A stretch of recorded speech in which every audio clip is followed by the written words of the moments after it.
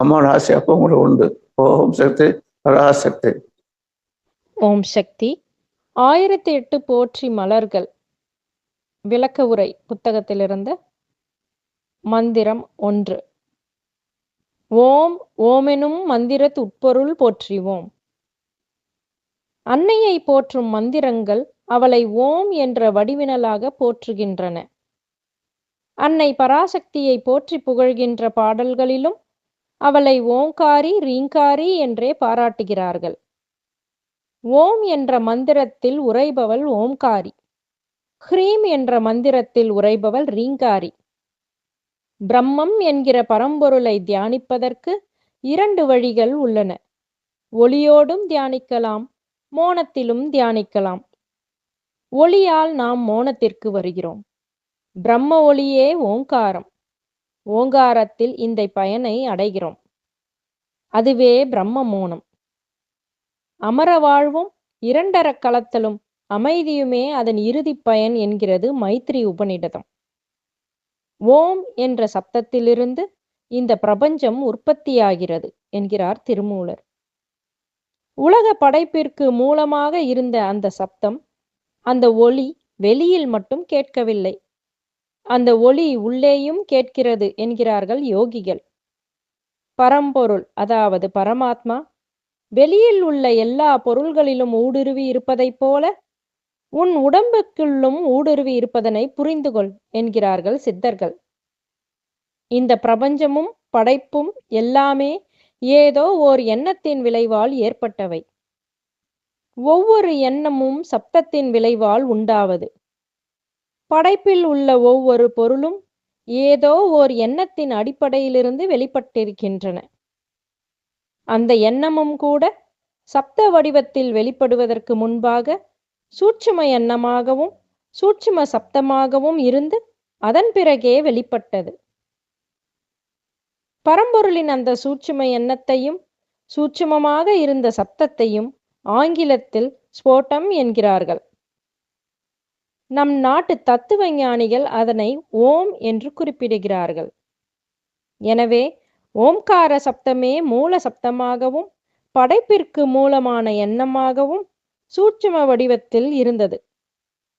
பரம்பொருளை தியானிப்பதற்கு ஓம் என்கிற பிரணவ தியானத்தை ரிஷிகள் மேற்கொண்டார்கள். ஆதியில் இருந்த பொருள் ஒன்று உண்டு. அதற்கு பராபரம் என்று பெயர், பிரம்மம் என்றும் பெயர், பூர்ணம் என்றும் பெயர், ஆதி பராசக்தி என்றும் பெயர். அந்த ஒரு பொருளே பராபரம். அந்த பராபரத்தில் பரம் தோன்றியது. அந்த பரத்தில் சிவம் தோன்றியது. அந்த சிவத்தில் சக்தி தோன்றியது. சக்தியிலிருந்து நாதம் அதாவது சவுண்ட் தோன்றியது. நாதத்திலிருந்து விந்து அதாவது லைட் தோன்றியது. விந்திலிருந்து சதாசிவம் தோன்றினான். சதாசிவத்திலிருந்து மகேஸ்வரன் தோன்றினான். மகேஸ்வரனிலிருந்து ருத்ரன் தோன்றினான். ருத்ரனிலிருந்து விஷ்ணு தோன்றினான். விஷ்ணுவிலிருந்து பிரம்மன் தோன்றினான். பிரம்மனிலிருந்து ஆகாயம் தோன்றியது. ஆகாயத்திலிருந்து வாயு தோன்றியது. வாயுவிலிருந்து அக்னி தோன்றியது. அக்னியிலிருந்து நீர் தோன்றியது.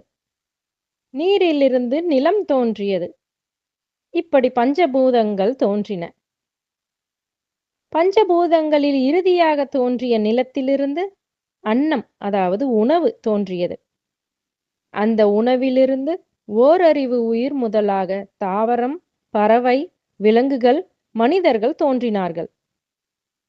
பஞ்சபூதங்களில் ஒன்றான ஆகாயத்திலிருந்தே ஏனைய 4 பூதங்கள் தோன்றுகின்றன. இவை ஒடுங்கும் போது அதாவது இன்வல்யூஷன், நிலம் நீரில் ஒடுங்கும், நீர் அக்னியில் ஒடுங்கும், அக்னி வாயுவில் ஒடுங்கும், வாயு ஆகாயத்தில் ஒடுங்கும், ஆகாயம் அதனினும் நுண்ணிய சப்தத்தில் ஒடுங்கும் என உலக படைப்பு பற்றி திருமூலர் விளக்குகிறார். படைப்பு என்பது திடீரென தோன்றி திடீரென அழிவதல்ல. தாமரை மலரும் போது அத்தனை இதழ்களும் அடுக்குகளும் ஒவ்வொன்றாக மலர்ந்து பின்னால் படிப்படியாக மூடிக்கொள்வது போல இந்த உலகமும் படிப்படியாக ஒவ்வொன்றாக தோன்றி கடைசியில் ஒவ்வொரு தத்துவத்தில் ஒடுங்கிக் கொள்ளும். உலகத் தோற்றத்தையும் அதன் பரிணாமத்தையும், அதாவது எவல்யூஷன், அதன் ஒடுக்கத்தையும், அதாவது இன்வல்யூஷன், மேற்கண்டவாறு நம் தத்துவ ஞானிகள் விளக்குகிறார்கள். ஓசை ஒலியலாம் ஆனாய் நீயே என்று இறைமையை போற்றுகிறது தேவாரம். இசையில் வரும் ஓசையை ஓசை எனவும், எழுத்தில் வரும் ஓசையை ஒலி எனவும் குறிப்பிடுவர்.